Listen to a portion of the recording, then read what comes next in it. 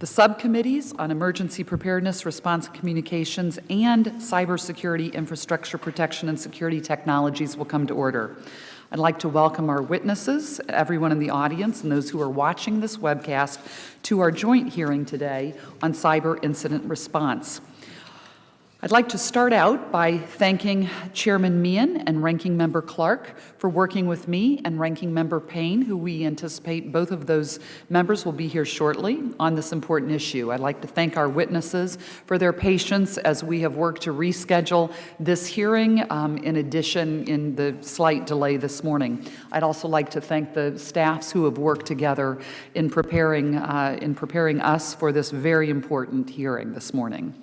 October is Cybersecurity Awareness Month, and I think it is so very important that we observe this month in part of our awareness because it must be our ability to not only protect our networks and our critical infrastructure from intrusions, but also what is our ability to respond should an intrusion become successful. After all, we do know that the threat of a cyber attack is real.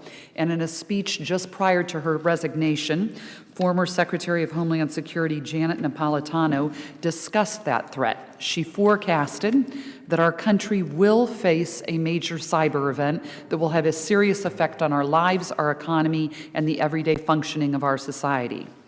Now, earlier this past week, National Geographic Channel aired a program entitled American Blackout, a program which I watched with some interest on Sunday evening.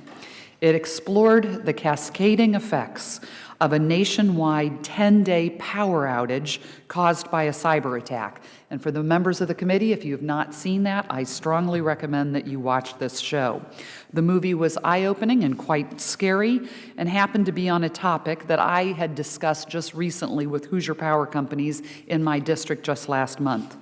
The effects of the blackout depicted in this movie caused serious public health and public safety issues, including severely impacting the food and water supply, the availability of fuel, which we also saw during Hurricane Sandy, which just 1 month ago, just 1 year ago yesterday, when that horrific hurricane came upon our shores. The abilities of hospitals to function, the ability to access money from ATM machines or to use credit cards, and most importantly, the ability to enforce the law and maintain civil society. Now, I agree with the former secretary when she noted that we've made some great strides in addressing cyber threat, but clearly more work must be done and must be done quickly. This assessment that work remains was echoed at a hearing we held in the Emergency Preparedness Subcommittee last month.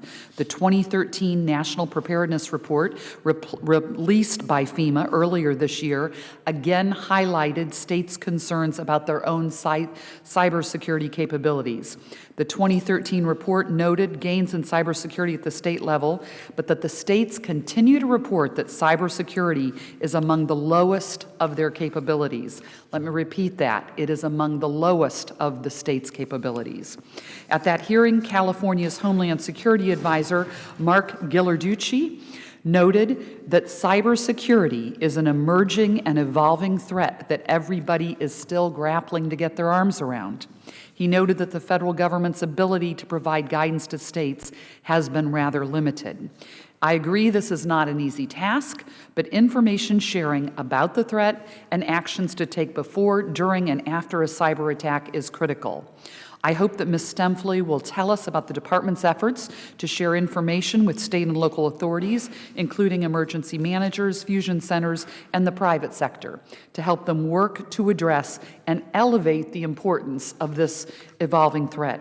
And that I hope that our state and local witnesses will also discuss how they share information and coordinate with relevant officials in their states and localities and with the private sector, which I must note controls at least 85% of our nation's critical infrastructure. We must ensure that this coordination is taking place now, so we're prepared to respond to a cyber incident that will have physical consequences.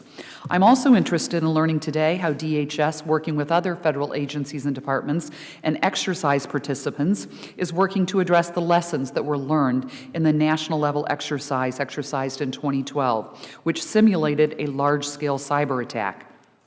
Just as I've noted the challenges we face in addressing the cyber threat, we must also discuss the progress that's being made. In my own district, I'm proud to say that the Indianapolis Division of Homeland Security has established a cyber defense force to improve the overall cybersecurity preparedness of the Indianapolis metropolitan area. And the state of Indiana has included cybersecurity in its threat and hazard identification and risk assessment, or in its own THIRA. The National Emergency Management Association is working also with Texas A&M to develop cybersecurity awareness training programs for emergency managers. Fusion centers are also becoming much more engaged in cybersecurity.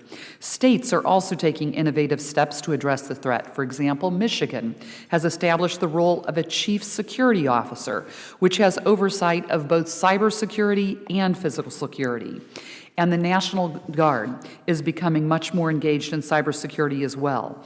In Maryland, the Air National Guard's 175th Network Warfare Squadron is assisting with the development of state cybersecurity assessments and has worked with Maryland Emergency Management on cybersecurity exercises.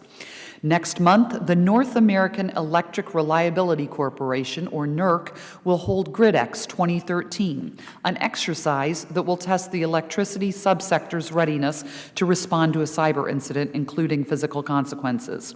These are all critically important steps, but as I noted earlier, much work remains to ensure we're prepared to respond to a cyber attack. Chairman McCall and Chairman Meehan have been working to develop thoughtful, effective cybersecurity legislation this Congress. I am pleased the draft bill that committee has worked on includes provisions addressing cyber incident response, and it is my hope that today's hearing will help to further inform that committee's work. Before I conclude, I'd like to ask unanimous consent to include in the record a statement from the National Governors Association, which provides greater details on steps states are taking to enhance their cybersecurity posture. With that, I look forward to hearing from our distinguished panel of witnesses.